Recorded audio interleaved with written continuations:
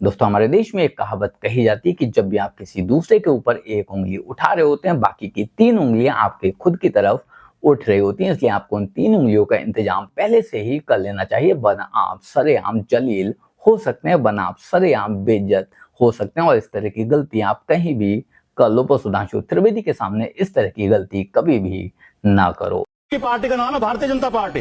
Bharatiya Janata party की मां है जनसंघ, जनसंघ की मां है हिंदू महासभा और आरएसएस। हिंदू महासभा और आरएसएस से इनकी पार्टी का जन्म हुआ है। आपने कहा आरएसएस की मां है, ये कांग्रेस की मां कौन है? 1885 में कांग्रेस ब्रिटिश सरकार के सेक्रेटरी एलन ऑक्टेवियम ह्यूम के द्वारा बनाई गई। पहले 25 साल में एक नहीं आने ब्रिटिश सरकार के secretary William Wedderburn, George Hume, Alfred Rome, कौन बाप बना के रखा था? 1968 तक किसने जॉर्ज की मूर्ति इंडिया गेट पर रखी हुई थी? आपको पता है? आजादी मिली 47 में, 48 तक माउंटबेटन क्यों रहा गवर्नर? बताओ। दरअसल हमारे आज के इस डिबेट में समाजवादी पार्टी का ये प्रवक्ता राजकुमार भाटी भाजपा को हिंदू महासभा और आरएसएस से जोड़ रहा था, जिसमें कोई बुराई भी नहीं थी। ये तीनों ही एक है, लेकिन इन तीनों को एक करते हुए तीनों को कट्टरपंथी बता रहा था, तीनों को आतंकवादी बता रहा था, तीनों को दहशतगर्द बता रहा था, जिसको लेकर सुधांशु त्रिवेदी ने सफाई की ऐसी तैसी कर डाली और बताया कि इतिहास की जानकारी असल में होती क्या है। बाकी किस तरह से इन्होंने राजकुमार भाटी की बैंड बजाई है, आप खुद देखिए। 2014 से पहले भारत आजाद हुआ, ये नहीं सच है कि 2014 में आजादी की अनुभूति 2014 में। और मैं बताना चाहता हूं 2014 से पहले जो मैं बोल चुका हूं वो फिर रिपीट कर रहा हूं। यह देश आंशिक रूप से मुस्लिम राष्ट्र था और अब इसे वास्तविक सेकुलर राष्ट्र कहा जा रहा है। अगर मेरे बयान पर किसी को आपत्ति है तो दुनिया में एक सेकुलर देश बता दे जहां ट्रिपल तलाक, हलाला, मेहरम, हज सब्सिडी, वक्फ बोर्ड और अगर शरिया और सुप्रीम कोर्ट में मतभेद हो जाए यानी शाबानो केस, तो देश की संसद सुप्रीम कोर्ट के निर्णय को रौंद कर शरिया को सुप्रीम कोर्ट से ऊपर कर दे। 1947 से पहले से लेकर 2014 तक जानते क्या था? हिंदू भाग रहा था। पहले काबुल से भागा था। सुभाष चंद्र बोस जी गए थे, याद करिए, तो वे बहुत बड़े ड्राई फ्रूट के मर्चेंट थे। मेहरोत्रा जी उनके यहां रुके थे। 1/3 हिंदू और सिख था। आज कोई मेहरोत्रा जी बचे काबुल में? काबुल से भागा, फिर पेशावर से भागा, ढाका से भागा, रावलपिंडी से भागा, चिटगांव से भागा, लाहौर से भागा। मेरे पिया गए रंगून, वहां से किया है टेलीफोन, वहां से भागा। फिर आजाद हिंदुस्तान में कश्मीर से भागा, मल्लापुरम से भागा, धुबरी से भागा, बरपेटा से भागा और जो जिस शहर में रहता हूं जाके देख ले, उन शहर के पुराने इलाकों से भागा, क्योंकि आज किसी की हिम्मत नहीं हुआ जहां रहे। मगर 2014 के बाद जागता हुआ दिख गया, भागता हुआ बुरा लगता था। ये कहानी है, हुआ इनको अच्छा नहीं लग रहा। ये आपको इसलिए हिंदू मुसलमान दिखाई दे रहा है। सुधांशु त्रिवेदी का कहना है हिंदू जाग रहा है और इसीलिए विपक्ष भाग रहा है। सुधांशु जी ने कहा कि 2014 में आजादी का एहसास हुआ। क्यों हुआ उसका कारण खोजिए। जब देश की आजादी की लड़ाई चल रही थी, इनकी पार्टी का नाम है भारतीय जनता पार्टी। भारतीय जनता पार्टी की मां है जनसंघ, जनसंघ की मां है हिंदू महासभा और आरएसएस। हिंदू महासभा और आरएसएस से इनकी पार्टी का जन्म हुआ है। जब देश की आजादी की लड़ाई चल रही थी तो हिंदू महासभा और आरएसएस अंग्रेजों के साथ थी, आजादी की लड़ाई में शामिल नहीं थी। इसलिए जब देश आजाद हुआ तो देश की जनता ने इन्हें नकार दिया। आपकी पार्टी को कोई गंभीरता से नहीं ले सकता था, क्योंकि ये अंग्रेजों की मुखबिरी करते थे, स्वतंत्रता सेनानियों के खिलाफ कोर्ट में गवाही दिलवा के उन्हें सजा करवाते थे। जब भारत का संविधान लागू हुआ इन्होंने उसका विरोध किया। जब तिरंगा झंडा फहराया गया इन्होंने उसका विरोध किया। आरएसएस के मुख्यालय पर 2002 तक तिरंगा झंडा नहीं फहराया गया। 2001 में 2 नौजवानों ने जाकर तिरंगा लगा दिया तो आरएसएस ने उनके खिलाफ मुकदमा लिखवाया, जेल भिजवाया उन्हें। भाटी जी, अब क्योंकि लास्ट बोल रहा हूं, जी कृपया, जब 1990 में इन्होंने हिंदू मुसलमान करके, मस्जिद पे प्रहार करके, मंदिर मस्जिद करके और सरकार बना ली, 14 तक में इनकी फुल मेजोरिटी की सरकार आई है, तो इन्हें तब लगा कि अब देश आजाद हुआ है। जब देश सेकुलरिज्म के रास्ते पर चल रहा था, सोशलिज्म के रास्ते पर चल रहा था, संविधान के रास्ते पर चल रहा था, तब इनके मन में पीड़ा थी। इन्होंने पता नहीं, हमारी पार्टी तो बनी 1952 में है और ये जोड़ दिए जाके उससे पहले हिंदू महासभा आरएसएस थी। आपने कहा आरएसएस की मां है, ये कांग्रेस की मां कौन है? 1885 में कांग्रेस ब्रिटिश सरकार के सेक्रेटरी एलन ऑक्टेवियम ह्यूम के द्वारा बनाई गई।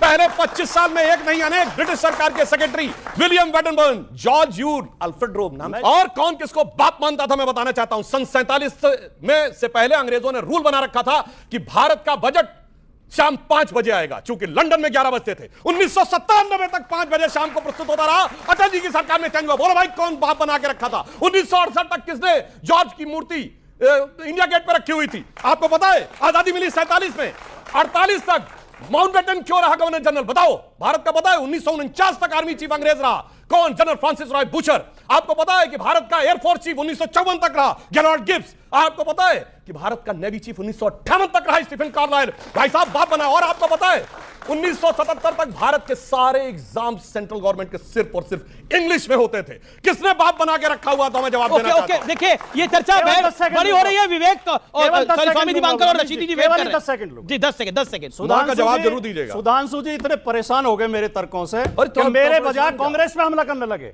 मैं कांग्रेस का प्रवक्ता नहीं हूं। आपका राइट तो है, आपके राइट पे तो है।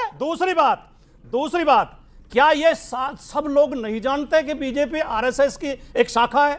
मैंने कुछ गलत कहा? नहीं, बिल्कुल सही कहा। आरएसएस बीजेपी की मान नहीं है क्या? बिल्कुल सही कहा। तीसरी बात, बिल्कुल सही कहा। अगर एओ ह्यूम भारत के लोगों को प्रशिक्षित और जागरूक कर रहे थे, कृपया वाक्य पूरा होने दें, तो कोई गुनाह कर रहे थे? भारत में पत्रकारिता की शुरुआत भी एक अंग्रेज ने, ऑगस्टस हिक्की ने की, तो क्या हम पत्रकारों को भी हिक्की का नहीं, बिल्कुल नहीं। एक ओके सुधांशु त्रिवेदी, मैं आता हूं इस विषय के ऊपर। गृह मंत्री अमित शाह ने एक बिल पेश किया है, उसमें भी कहा जा रहा है कि अब एजेंडा विवेक श्रीवास्तव को बुरा लग रहा है, वो बिल क्यों पास होगा, उस बिल से अब क्या क्या होगा, क्या कहना चाहते हैं आप? मैं एक स्टेटमेंट कोट करना चाहता हूं, भारत की संसद में दिया गया स्टेटमेंट है, नेता का नाम बाद में बताऊंगा।